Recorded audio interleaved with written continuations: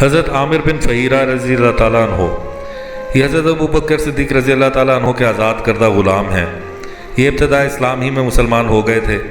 پھر کفار مکہ نے ان کو بہت زیادہ ستایا تو حضرت ابو بکر صدیق رضی اللہ تعالیٰ عنہ نے ان کو خرید کر آزاد کر دیا۔ واقعہ ہجرت کے وقت جب کہ حضور انور صلی اللہ علیہ وآلہ وسلم اپنے یار غار صدیق جان نثار رضی اللہ تعالیٰ عنہ کے ساتھ غار ثور میں تشریف فرما ہوئے تو یہی حضرت عامر بن فہیرہ رضی اللہ تعالیٰ عنہ دن بھر بکریوں کو چرا کر غار کے پاس رات کو لاتے اور ان بکریوں کا دودھ دھو کر دونوں عالم کے تاجدار اور ان کے یار غار کو پلاتے۔ جب غار ثور سے حضور اکرم صلی اللہ علیہ وسلم مدینہ منورہ کے لیے روانہ ہوئے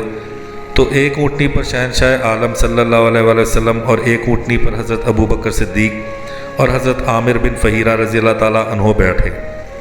صفر 4 ہجری واقعہ بیر مغونہ میں آپ کو شہادت کی سعادت حاصل ہوئی۔